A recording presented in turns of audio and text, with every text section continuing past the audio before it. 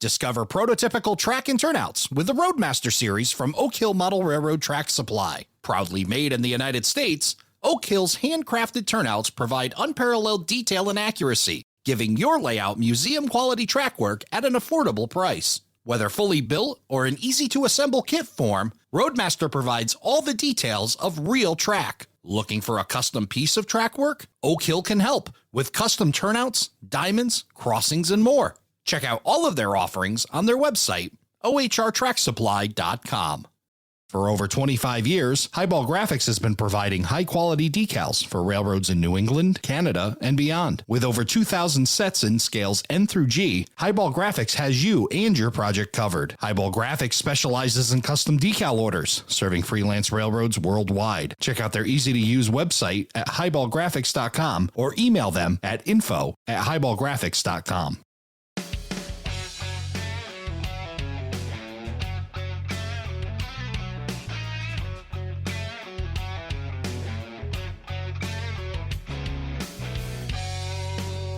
Hello, everybody, and welcome to Around the Layout, where model railroaders come to tell their story. My name is Ray Arnott. So glad you could join us. We're going to be talking about the Iowa City Train Show, hosted by the Hawkeye Model Railroad Club, and representing the Hawkeye Model Railroad Club, Dan Riechenbach. Dan, welcome to the show. Ray, it's an honor to be here. Thank you for letting me come on. Well, it's great to have you here, and always excited to hear about train shows going on, and also hearing about clubs as well. And you've got a story for both. Oh, absolutely. It's quite a bit longer than how long I've been alive, but it's a great history, and our legacy moving forward is going to be fantastic. Can't wait to share it with everyone. Awesome. Well, before we get started with the Hawkeye Model Railroad Club and, of course, the Iowa City Train Show, why don't you tell us a little bit about what you do in the hobby? I recently moved out to Iowa City about 2.5 years ago after taking a new job to follow my wife. And when I joined the club, I was just mesmerized by what all the club had to offer in terms of HO scale and modeling. Prior to joining a club, I had a basic Athearn war bonnet DC loop of track that had been set up on a 4x8 sheet of plywood in my parents' house. Got a little bigger, bought a few extra pieces of track. My mom helped me build a mountain out of plaster, which came together so beautifully. A huge shout out to my mom, because she was definitely the one that pushed me to paint in, add those little extra details that we all love on our model railroads. The trains took a back seat when I went off to college and into high school, the typical sports and extracurriculars going on. Got off to college minutes, just start getting back into the hobby. Visited a few train shows before the dreaded COVID happened. Finally, 2021 came around. I was on my own. I had my first big boy job, going out, making my own money, and so started getting in more into trains again. I actually managed to volunteer for the Live Railroad. Got to volunteer with the Cuyahoga Valley Scenic Railroad up in Cleveland, Ohio. Then, about 2022, took this new job out here in Iowa City, and have been out here with the club, and I've actually now been managing their train show for the past 2 years. So awesome.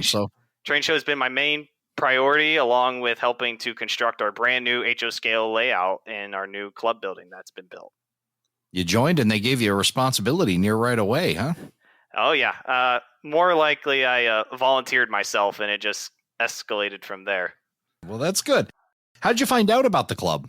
So I was in my first few months in Iowa, and I was just looking for ways to get involved and get present into the community. One of the hardest things for someone of my generation, if it's not a super large town, is finding ways to get involved. And trains was still very much a passion at that point, coming from Cleveland. And I was Googling train clubs or ways to volunteer with other train organizations. And here I found on their website, HawkeyeModelRailroad.org, I believe, and .com, excuse me, and we saw there was an open house coming up. So I managed to stop on down to the open house, and I met Doug Brown and then his son Jerry, who happened to be the president. And they see a young guy, he's all excited about trains, and he said, "Oh, he'd be a good club member to have with us." And so, sure enough, they roped me in, and it's been an amazing 2-year journey with them. Just being more educated about the hobby. There's so much to learn each and every day. It's been fantastic. Well, your history with the club is kind of short still, and you're still developing it, although taking on quite a bit of new responsibility. The club's been around for some time. Why don't you tell us about that? Yeah, so the history of the club can actually be dated back all the way to about the 1960s. There used to be a very, very small hobby shop called The Hobby Shop in Iowa City. And about the 1960s, there were several gentlemen that started meeting up in the basement of this hobby shop on a night on a weekly basis. And they all just shared their love of the hobby, started talking about different trends they saw and different pieces of their own model railroading that they enjoyed. And this group started to become bigger and bigger over time. And there was this desire to start sharing their knowledge with other people. So they started putting on workshops and they started hosting little events throughout the year.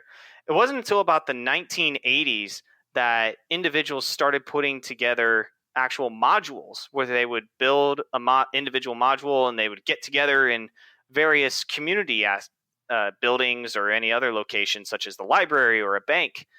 And they'd set up these modules and they'd have people come out and people would love to see these modules. And then other model railroaders throughout the community would come in and they'd ask their questions, and other clinics would be hosted where they talk about repairing their model rail locomotives or learning how to fix up their cars or scratch build other buildings.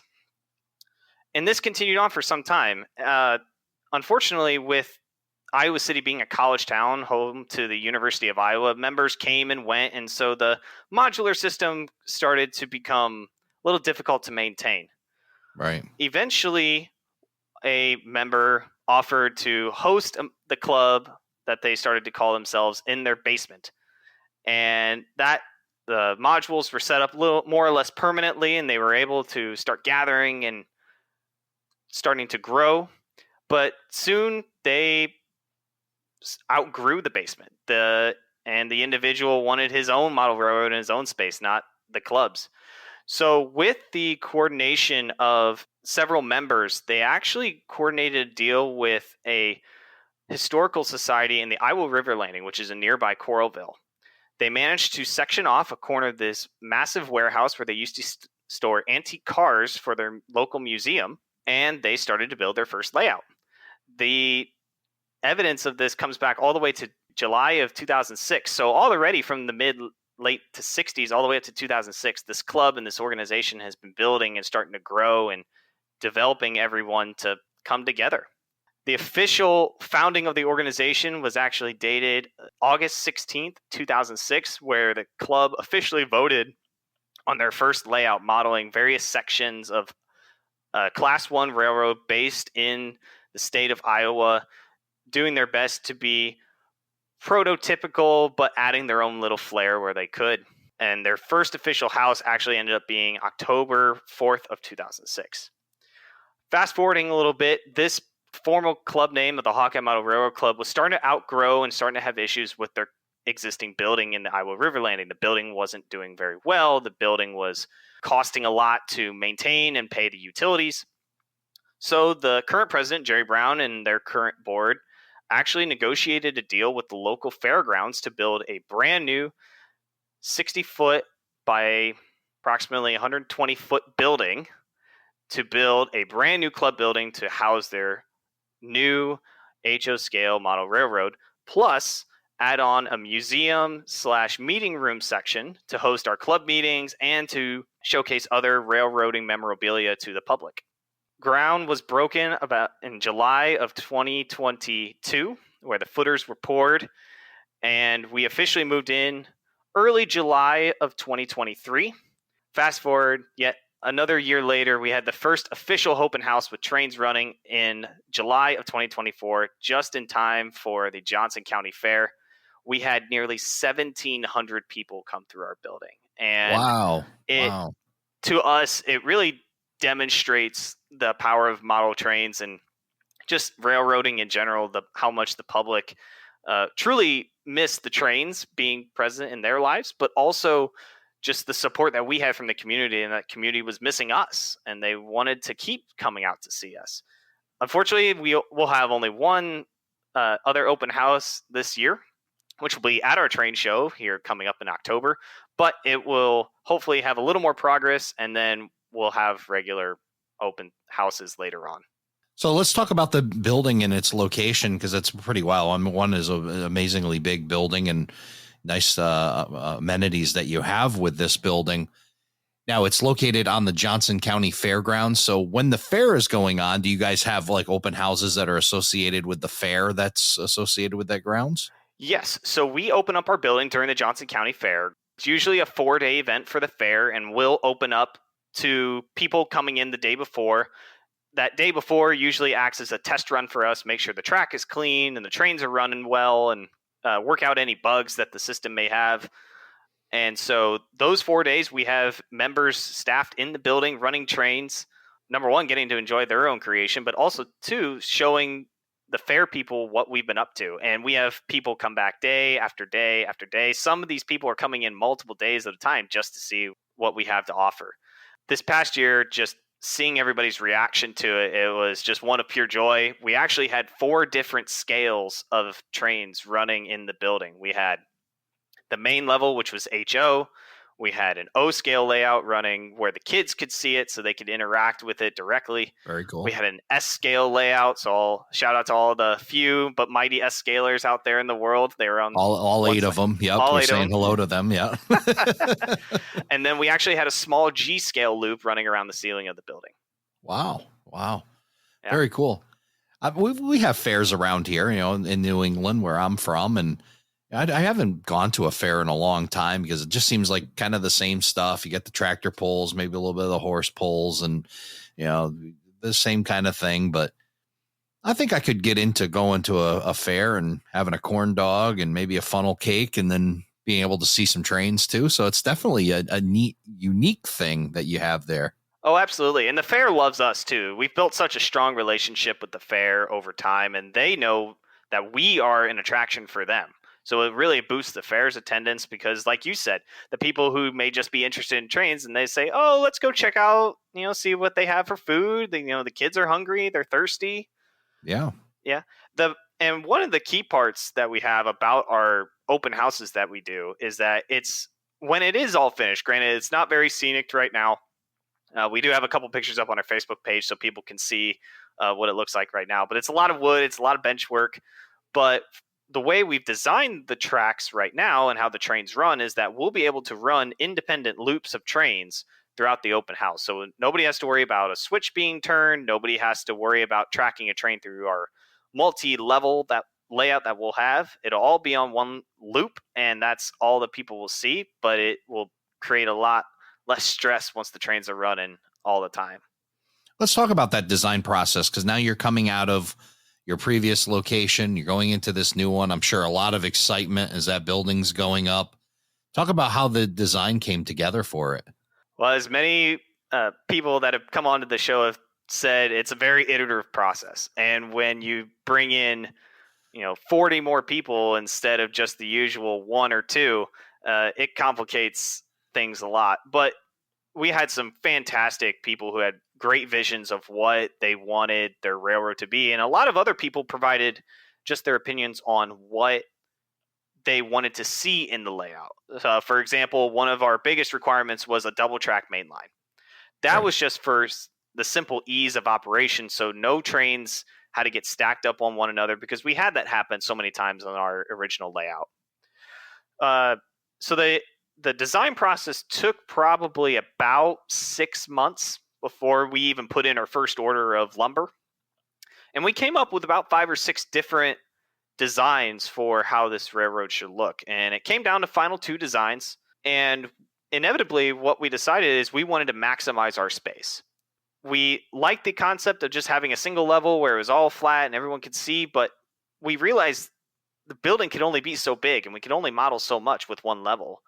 People weren't opposed to helixes. I know some guests on the show, sometimes they say, oh, I don't want a helix. It's complicated. It's big and awkward and takes up a lot of space. But we didn't mind a helix. We liked the challenge. So we agreed that we could work that 2 helixes would allow us to spiral between 2 levels fairly easily and maximize the ultimate space in the building. So what this has done is, if we compare from our first layout in the Iowa River Landing to now, we are more than doubling the amount of track that we'll have available to run. We're going to double our run time from 15, 20 minutes up to 45 minutes of train run time. Awesome. And we get to see so much more of the state of Iowa that we're modeling. I think when we were running trains, it took us about 20 minutes to make one loop, and there'd be times where you're looking over your shoulders like, is the train coming? You press the horn button on your throttle to make sure you can hear it and the train hasn't derailed, and you're just poke your head around the corner and nope, it's still there. It's still running great. And so it's very, very exciting time, but it took some time. It took some good constructive criticism and good constructive feedback to make this a reality. Yeah, and I think that there's so many advantages to a club if you can balance out the politics, right? And not necessarily bad politics, but democracy is great, but it doesn't work in every application, right? And when you have a club like this, where you've got a bunch of people with different mindsets and different ideas of model railroading and what it should be and the things they'd like to see accomplished, and you're all gathering together to try to put that all into one plan, I'm sure that can be extremely challenging. But it's great to hear you guys were able to pull that all together in a monumentous moment of getting an incredible building in a brand new location, which a lot of clubs struggle to do. I mean, to hear, a brand new building being built is, probably more rare than not than in the model railroad club scene. They're usually looking for a used building somewhere and trying to sneak some warehouse space from somewhere else. And you guys have a brand new building. It's just really an amazing accomplishment all around. Yeah. Oh, thank you. It was a lot of relationship building. It was a lot of hard work put forth by the board. Special shout out to Jerry Brown, Scott Hansen.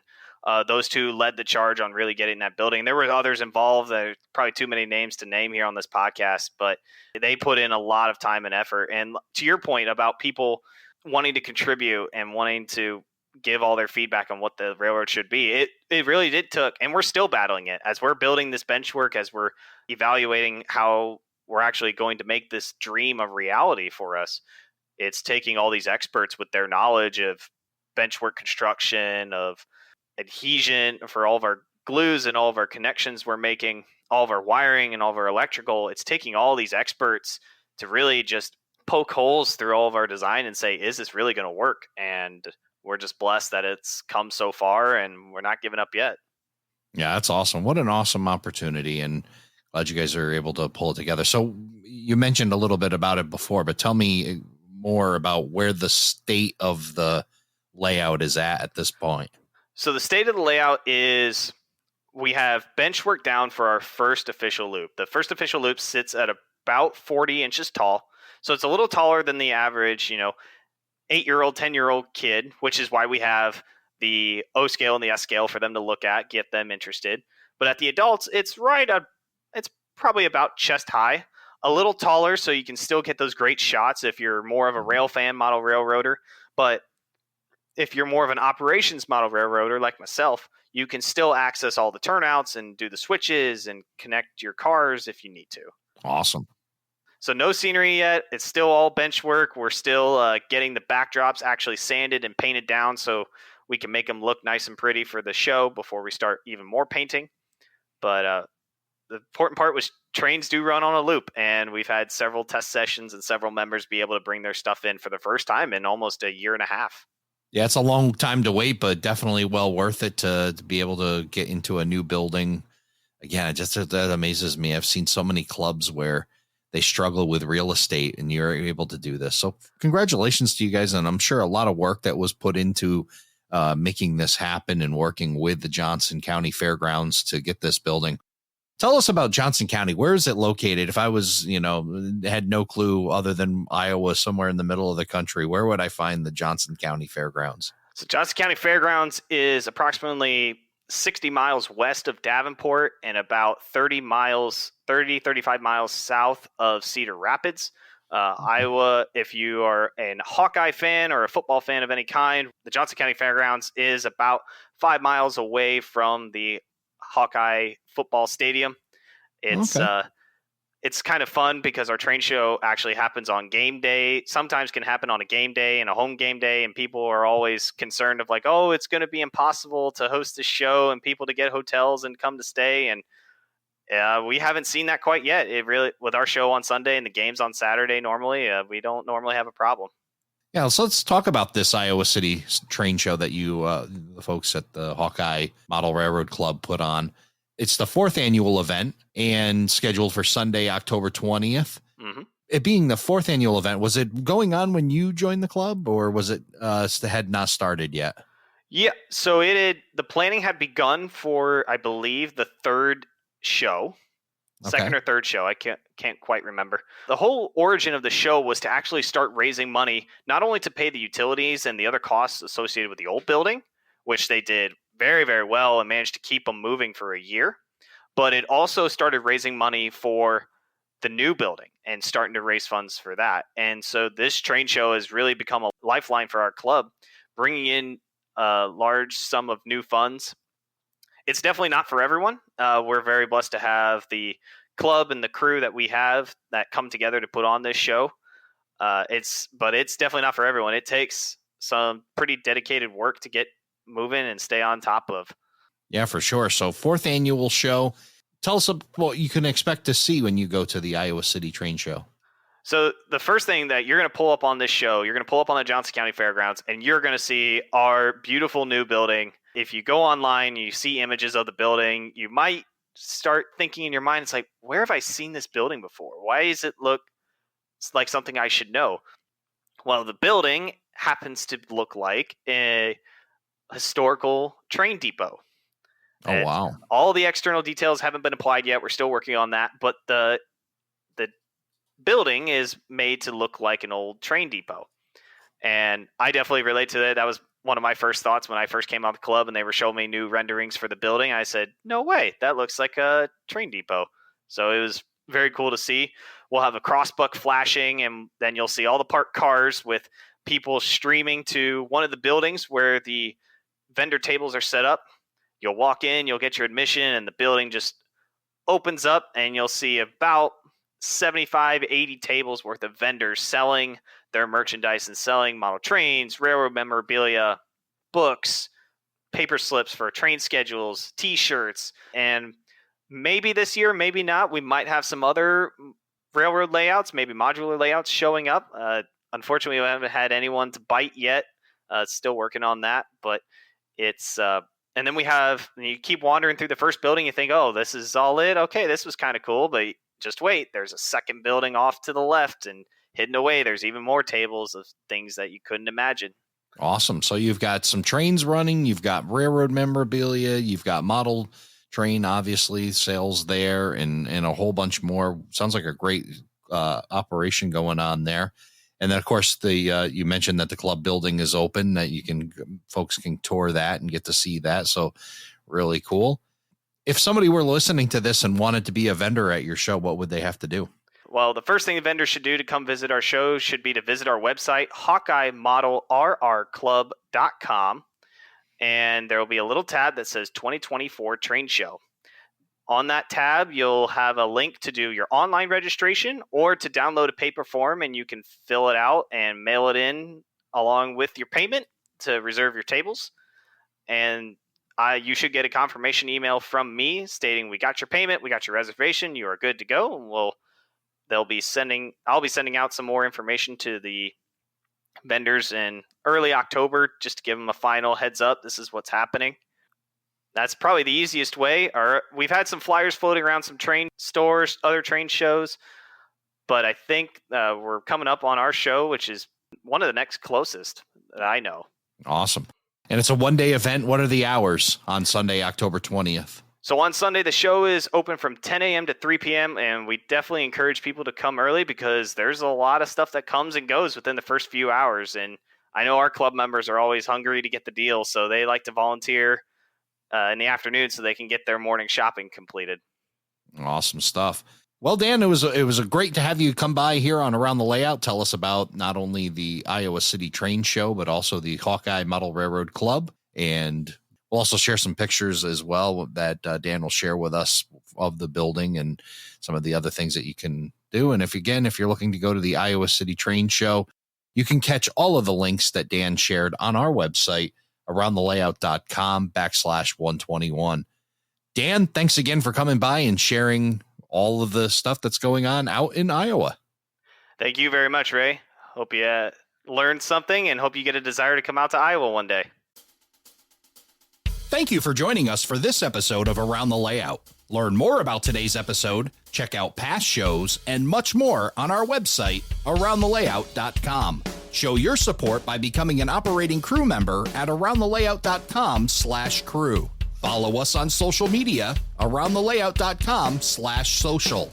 And send us your feedback, aroundthelayout@gmail.com. Thanks for hanging out with us around the layout.